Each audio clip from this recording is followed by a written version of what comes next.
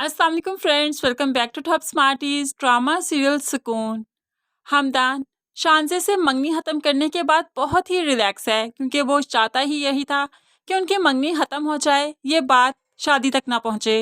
अब घर आया तो आकर ऐना से सवाल करने लगा, अच्छा ये बताओ तुम्हें मेरा ये छोटा सा घर कैसा लगता है? तो ऐना कहने लगी, ये घर मेरी जन्नत है, यहाँ पर आकर मैं बहुत पुरसुकून फील करती हूँ, महफूज हूँ मैं, आपका साथ है, मुझे और भला क्या चाहिए।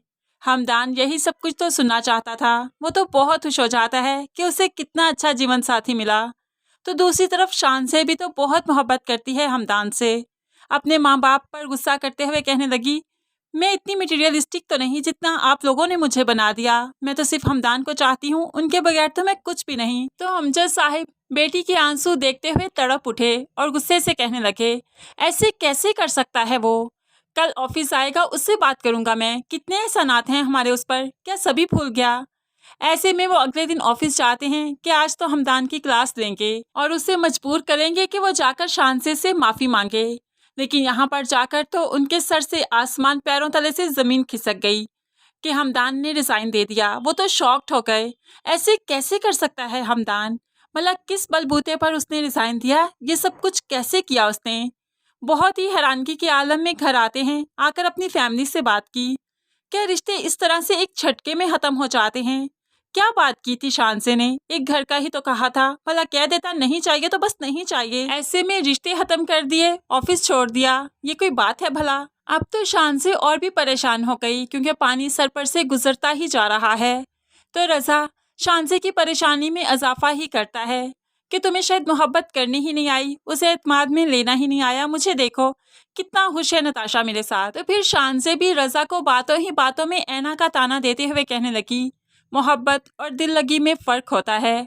मोहब्बत करना तो शायद तुम्हें आता ही नहीं, वरना उस लड़की को तुम इस तरह से ना जाने देते जो तुम्हारी मोहब्बत की खातिर इतनी दूर चलकर तुम्हारे पास आई थी। वो करती थी तुमसे सच्ची मोहब्बत। अब रज़ा को आगे चलकर ऐना के आंसुओं का हिसाब भी तो देना है क्योंकि शान से अब हमदान के घर पहुंच गई कि जैसे ही वो वापस आएंगे मैं उनसे बात करूंगी, उन्हें मना ही लूंगी। लेकिन हमदान चूंकि आजकल फ्री है, उसके पास जॉब नहीं, इसलिए अपनी बेगम को वो पिक एंड ड्रॉप देता है यूनिवर्सिटी जाने के लिए।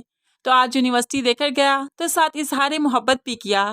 तुम्हारे साथ मैं खुद को मुकम्मल फील करता हूँ, बीवी हो तुम मेरी, मैं इस रिश्ते को आगे बढ़ाना चाहता हूँ ऐना, मैं तुम्हें कभी नहीं छोड़ना चाहता। ऐना तो हमदान की बातें सुनकर हिचकिचाने लगी, लेकिन फिर दोनों मिलकर घर भी आते हैं। काफी खुश दिखाई दे रहे थे कि शानसे दरवाजा खोलती है, शायद हमदान आए हैं। तो जैसे ही शानसे ने दरवाजा खोला तो उसकी हैरानगी की इंतहा नहीं, वो तो सकते में चली गई कि सिर्फ हमदान नहीं, हमदान के साथ ऐना भी है।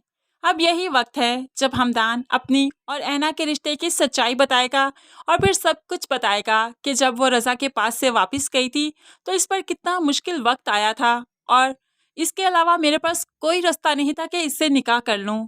अब शानसे को कुदरत का इंसाफ समझ आ ही जाएगा। नताशा को भी जब मालूम पड़ेगा कि रज़ा कैसा लड़का है, फ्रॉडिया है, दिल लगी करता है, तो ऐसे में वो भी इसको छोड़ ही देगी क्योंकि रज़ा मुफाद की खातिर ही तो नताशा से मोहब्बत का ड्रामा करता है क्योंकि उसका वालिद काफ़ी अमीर है, अमजद साहिब की बिजनेस में काफ़ी शेयर्स रखवाए हैं।